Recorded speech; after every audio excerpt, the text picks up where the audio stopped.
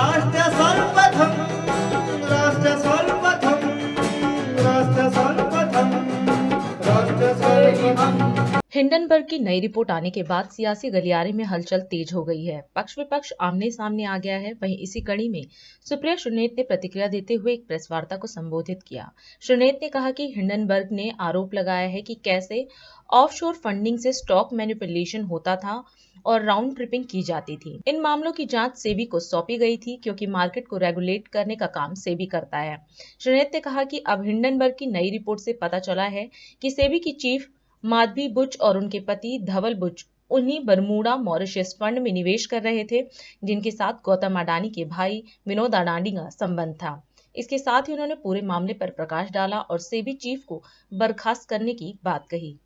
अडानी महाघोटाला सामने आया, offshore funding का मामला सामने आया, स्टॉक मैनिपुलेशन के चार्जेस लगे। हिंडनबर्ग ने चार्ज लगाया कि कैसे ऑफशोर से पैसा आता था, स्टॉक मैनिपुलेशन होता था, कैसे राउंड ट्रिपिंग हो रही थी। ये सारे चार्जेस हिंडनबर्ग ने लगाए। तो इसकी जो जांच है वो market regulator security and exchange board of India SEBI को सौंपी गई, क्योंकि मार्केट का रेगुलेटर मार्केट पर आंख रखने का काम सेबी करता है। पर अब जो हिंडनबर्ग रिसर्च पार्ट 2 का सनसनीखेज खुलासा आया है, उसके मुताबिक सेबी की प्रमुख माधवी बुच और उनके पति धवल बुच उन्हीं ऑब्सक्योर बरमुडा या मॉरिशस फंड में इन्वेस्टमेंट कर रहे थे, जिनके साथ गौतम अडानी के भाई विनोद अडानी का संबंध था। इस रिपोर्ट में साफ अंकित है कि माधवी बुच का अडानी समूह से संबंधित ऑफशोर फंड में इन्वेस्टमेंट था और सेमी प्रमुख बनने पर उन्होंने अपनी शेयर होल्डिंग अपने पति को ट्रांसफर कर दी। इस रिपोर्ट में लिखा है कि माधवी बुच और धवल बुच ने 5 जून 2015 को सिंगापुर में आईपीई प्लस फंड 1 के साथ एक खाता खोला था।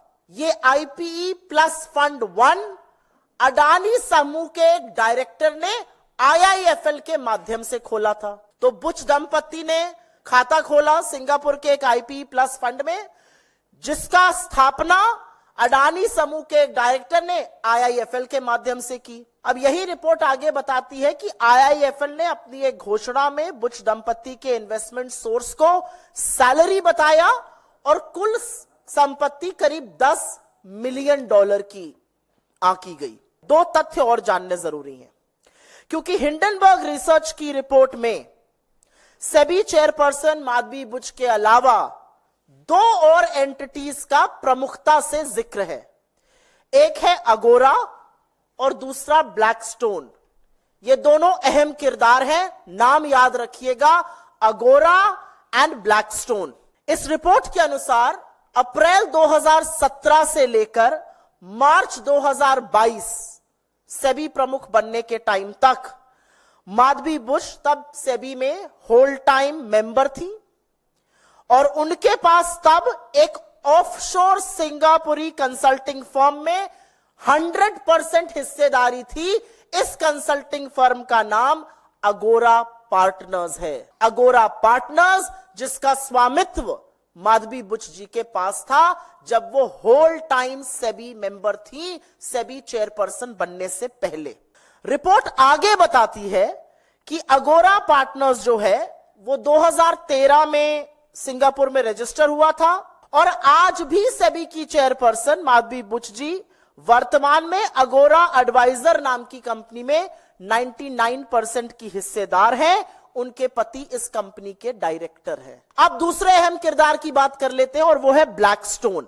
एक रीट्स नाम की चीज होती है जो इन्वेस्टमेंट का प्लेटफॉर्म है। एक जैसे म्यूचुअल फंड होता है, पोर्टफोलियो मैनेजमेंट सर्विस होता है, वैसे ही एक रीट्स है, real estate investment trust. Hindenburg report के मुताबिक सेबी चीफ पर उन्होंने ब्लैकस्टोन जैसी कंपनियों को रेगुलेटरी मतलब नियम कानून बनाकर फेवर देने के आरोप लगाए हैं। उनका कहना है कि सेबी चेयरपर्सन रहते हुए माधवीपुरी बुच जी के पति धवल बुच ब्लैकस्टोन के सीनियर एडवाइजर बन गए और ब्लैकस्टोन रीट्स का एक बड़ा प्लेयर है इंडिया में।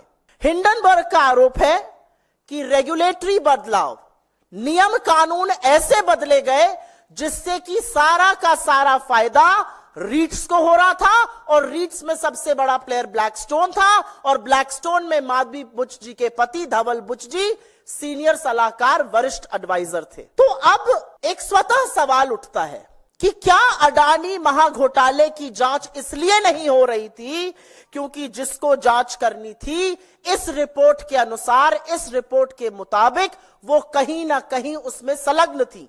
उच्चतम न्यायालय बार बार निवेश की जानकारी मांगता था, सेबी बार बार इधर उधर बगले झांकता था। सेबी ने तो यह तक कह दिया था we have drawn a blank, हमें कुछ मिल ही नहीं रहा है। और इसलिए कुछ बहुत जरूरी सवाल है। इतने गंभीर आरोपों से घिरे रहने के बाद आप सेबी के पद पर, सेबी के सर्वोच्च पद पर इस देश की शेयर मार्केट की रेगुलेटर बनी रह सकती है या आपको तत्काल प्रभाव से बर्खास्त कर देना चाहिए?